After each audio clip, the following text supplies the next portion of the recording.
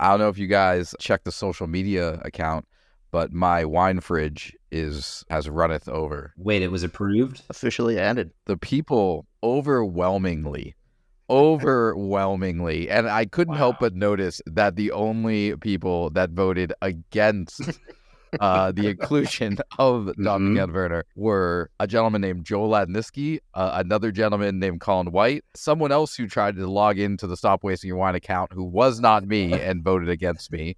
One of you are meddling, and Matt Seitz, because he's a contrarian, and he spent the next day sending me multiple reasonings about why he voted against me. Support that. So. Yeah, those Joel and Colin characters don't sound too savory, so I wouldn't really worry about their opinions anyway. I think they're going to be on the right side of history when this whole thing is done. I'm not going to lie to you. Yeah, I think so too. Maybe so. Maybe this will just be a fleeting moment. Maybe the next wine we try will force me into a moral dilemma that makes me regret, setting myself up like this, because now I share the pressure that Colin shares of having a full wine fridge. Well, I'll tell you this much. For all the crap that you guys give me for having a really, really big closet, I am going to just talk about all the asterisks that you have in your wine fridge until you remove the Dominican Werner asterisk wine fridge. I mean, I guess that's fair. But huge thanks to everyone for participating, because it was a lot of fun. It was like a pretty quick blitz over 24 hours. A lot of people reached out. Yeah, it was really cool. So I'm excited. And I have to say, for the good of the pod, we now have a white wine. That is good. In one of our wine. We did not have a white wine. And that was feeling, to me, just a little bit icky. I don't know. It just seemed a little wrong. So we have a white wine now. So That's a good and a deserved. I was going to say absolutely. a deserving white wine. I mean, it's fantastic wine. It's fantastic.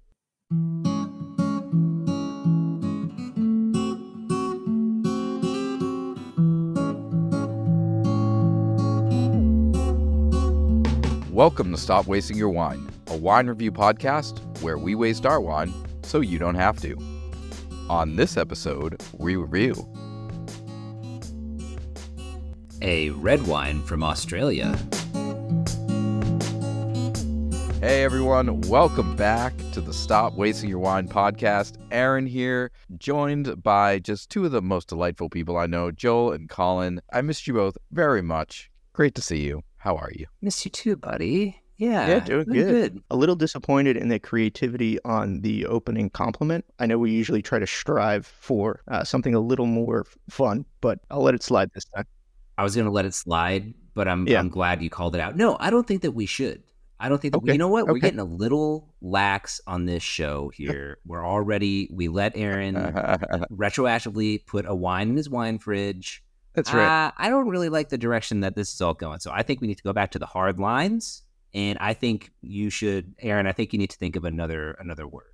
I'm sorry to be like... Well, great, because you two aren't being delightful right now, so that's easy.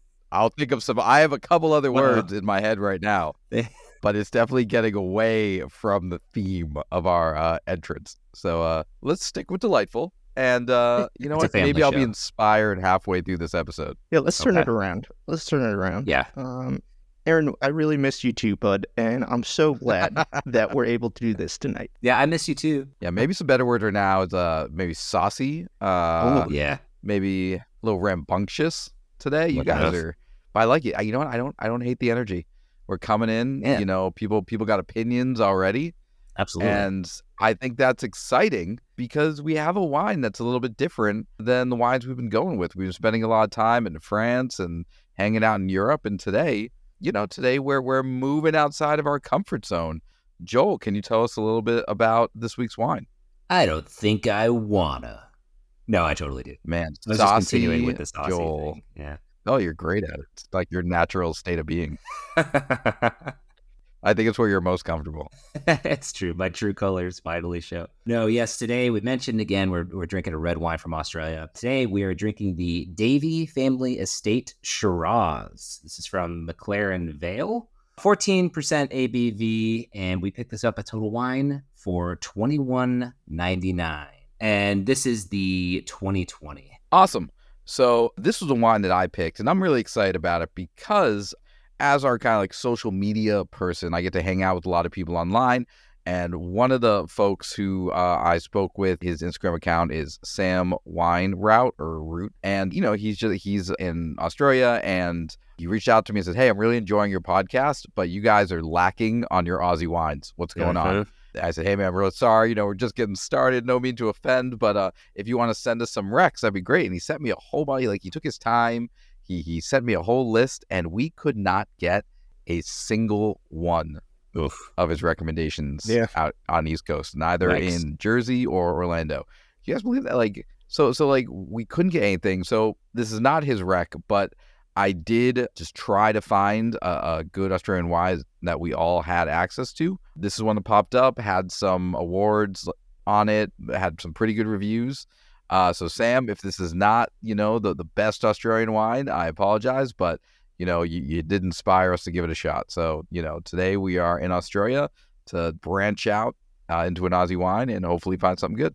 And there's so many producers over there, especially the little guys, and they're so far away, just distance-wise from us. Exporting and importing wine from Australia can be rather expensive.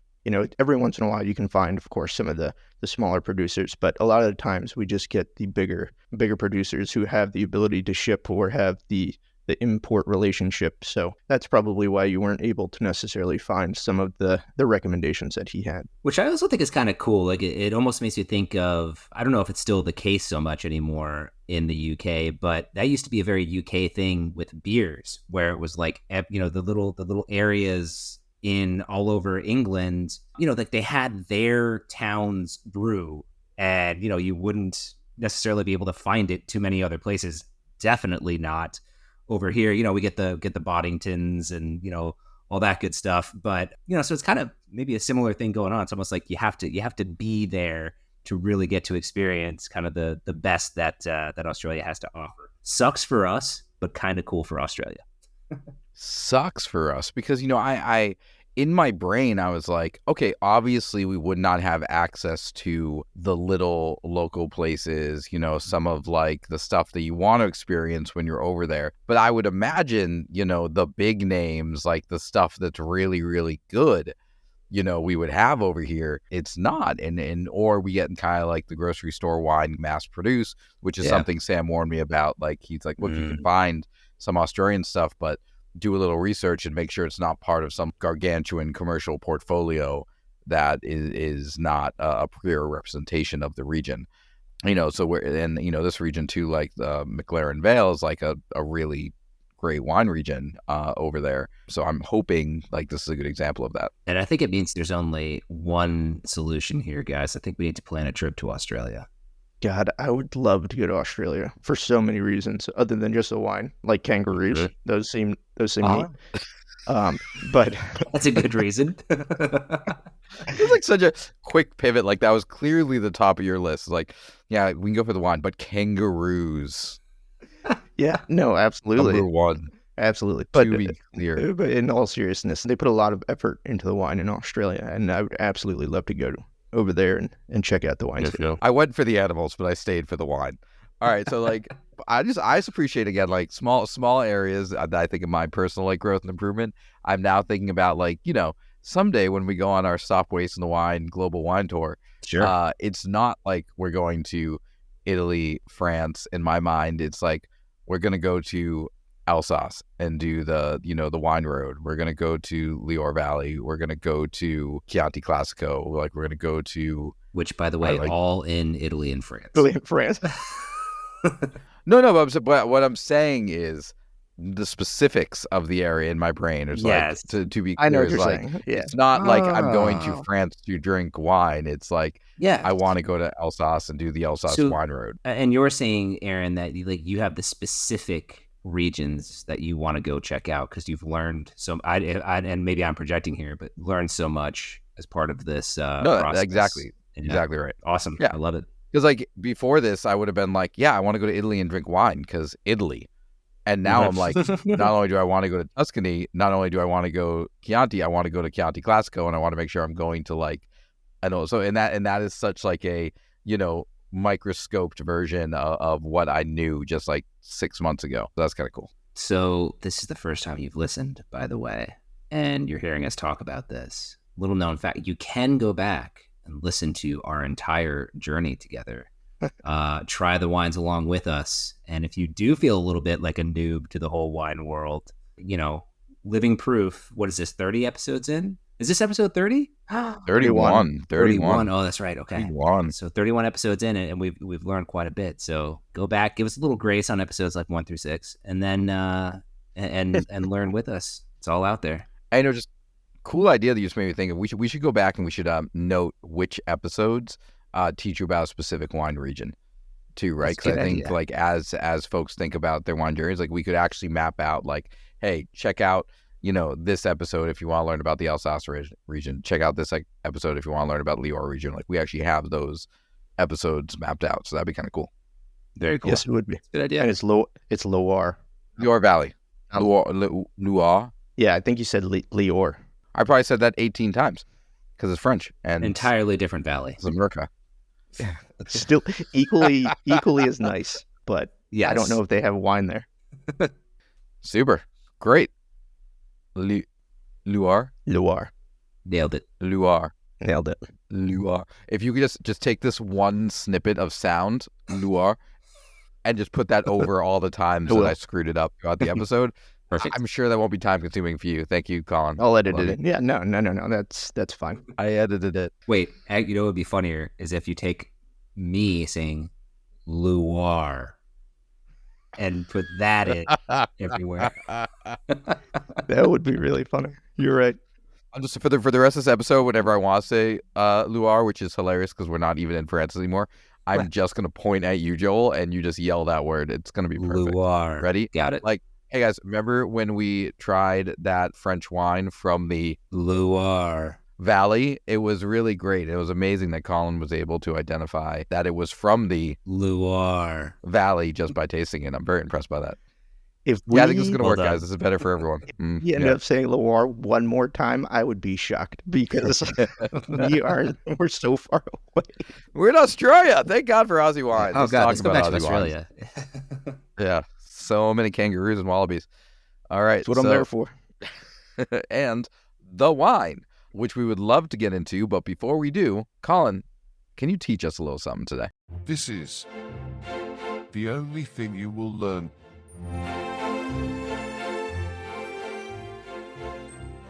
So today we are going to talk a little bit about the difference between Syrah and Shiraz, which very much like our friend Pinot Grigio and Pinot Gris are the exact same grape. Can I just say thank goodness, because I've been wondering this whole time, what the difference was. So good. Thank you. Please go on.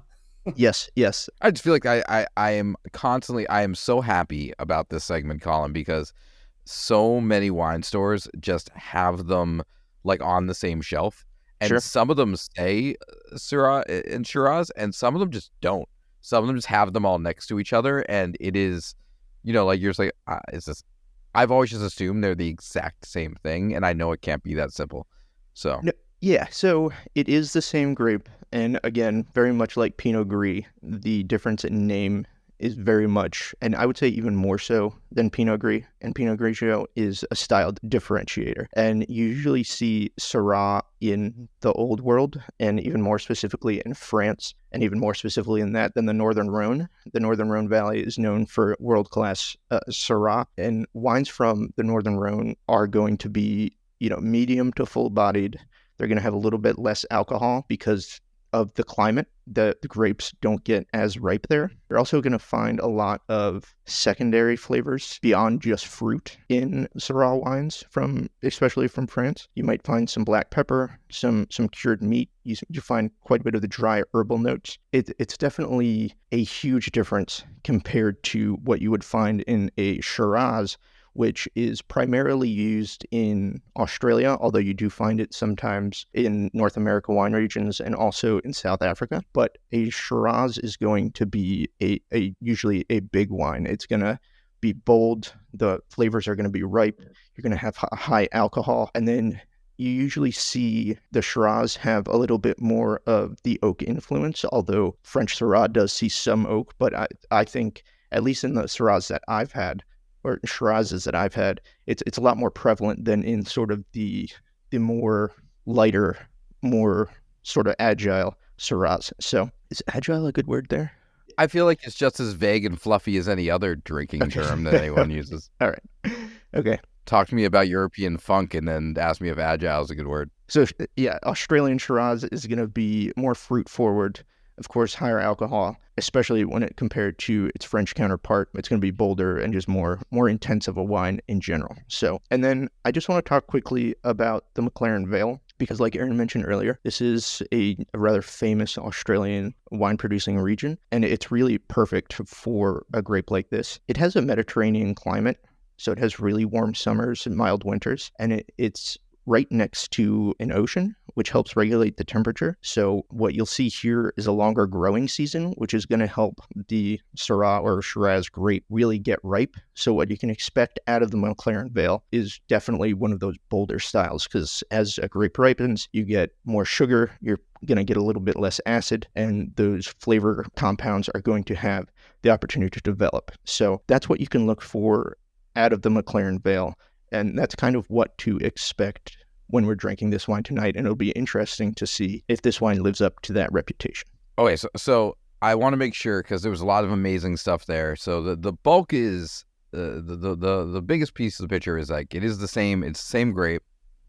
A lot of it's the same, but there are stylistic differences. The biggest ones being that Shiraz is more often than not a little bit bolder, a little bit heavy on the alcohol. Yep. I think I did notice when I was reading about this wine that this is aged in American and French oak. Mm-hmm. So it would that also be kind of like that, oh, for sure, deeper, bolder, smokier, like, so that's what you're looking for in the difference between a Shiraz and Syrah, if there is anything at all. Yeah, that and then the flavor profile is going to be markedly different. So it's almost like these places that would otherwise have no business growing Syrah, you can find this perfect little spot because of its vicinity to, water, large, the ocean, where it's like, actually, this little section might work okay.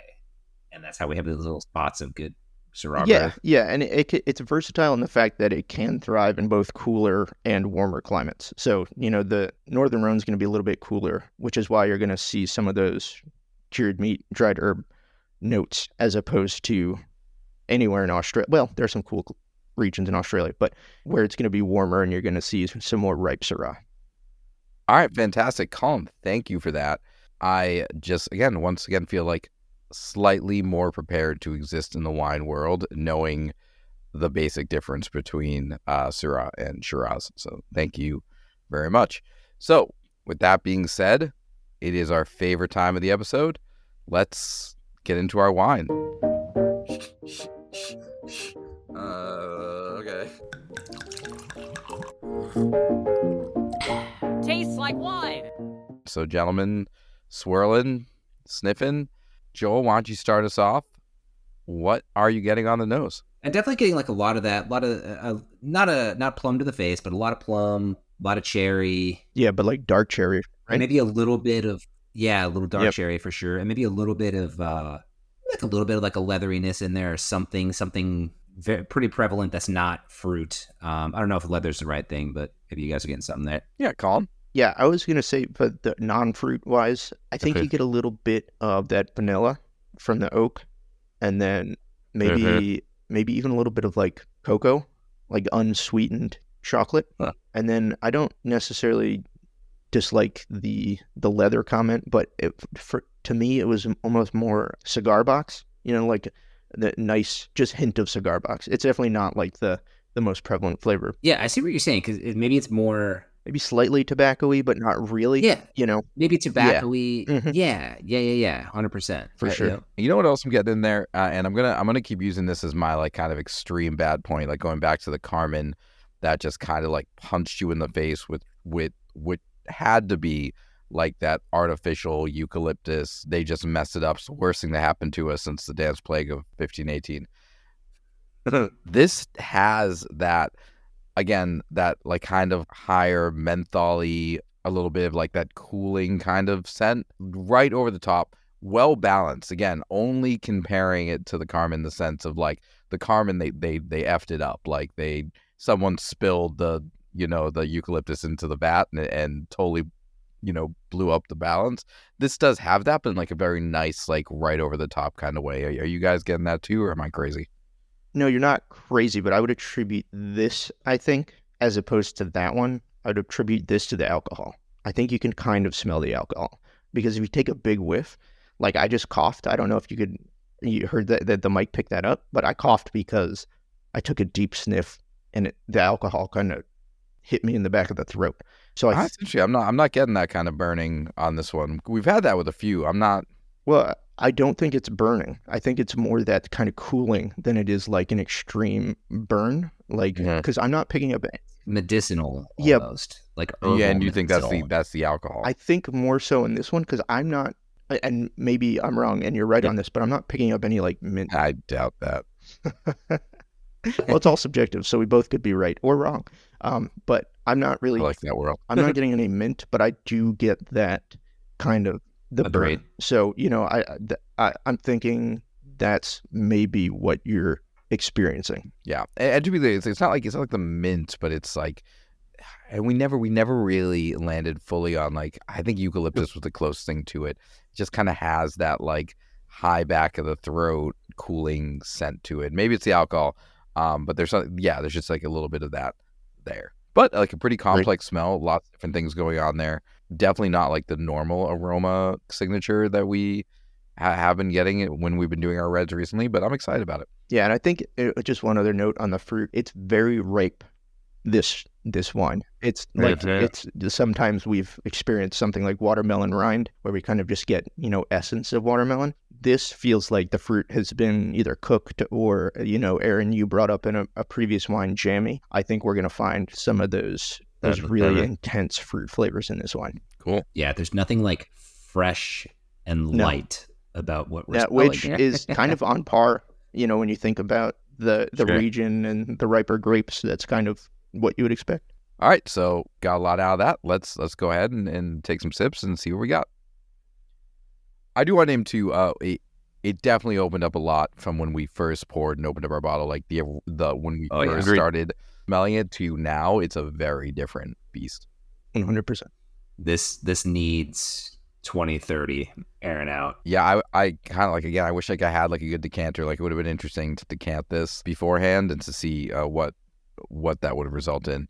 Colin, why don't you start us off? Yeah, so on the sip, the fruit doesn't come as forward as I thought it would on the palate. Like I was expecting it to be a super jam bomb, just like ultra fruity, super intense fruit to the face based on the smell, and it's not that.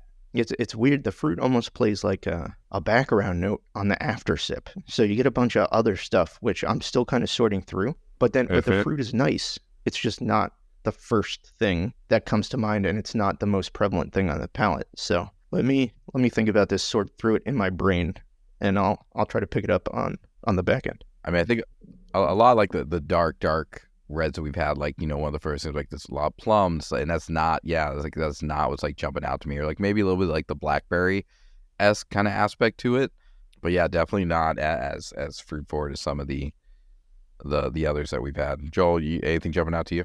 I'm having a little trouble right now too. Yeah.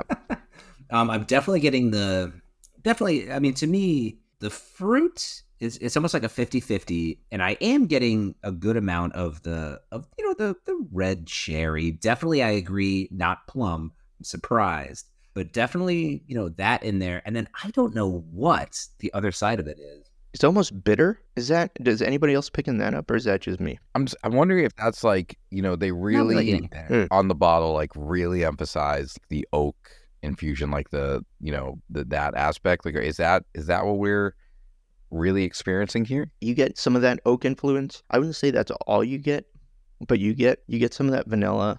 I'm still convinced there's a little bit of cocoa in there. But then you get almost like, before when I said cigar box, it was like unsmoked tobacco, but now it almost tastes more like slightly cigar-y, if that makes sense. I'm having a real hard time putting my finger on what that flavor is. Yeah. I mean, my mouth is starting to feel like I smoked a cigar, to be honest with you. Like I'm getting, it's the balance of this wine. It's like, it's got a good grip to it. Like, yeah, it has a pretty good acidity for this Like, I don't know, like the mouth feels like really solid on this. I'm actually really enjoying like the general balance and structure of this wine. Yeah, and I feel like I just smoked a cigar. Like, Well, I couldn't agree more because it's funny. Like as I'm trying to figure out exactly what's going on in here, I'm noticing. Yes, it's super bold, which we thought it was going to be when we were smelling it.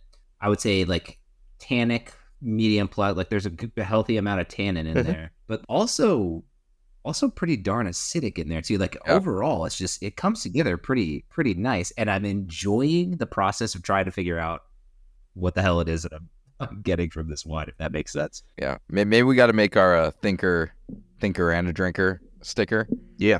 We talked about that with the Rioja, and like this is kind of, it's not a thinker, not a drinker. It's because I am enjoying drinking it, but it is kind of cool trying to break it down because it is a little more complex, and not to get into the review, like I can see people having strong opinions on this wine for sure. Colin just looks perplexed. For the listener at home, Colin's brain is churning. There is smoke coming out of his ears, and one of the gears is stuck. Yeah, I almost wonder if you can taste the tannin, if that's what I'm getting, because tannin can have some slight bitterness, and you get tannin from the grape and the oak barrel. So I wonder if that's what I'm tasting, but I don't know. But I'm hung up on the bitter note.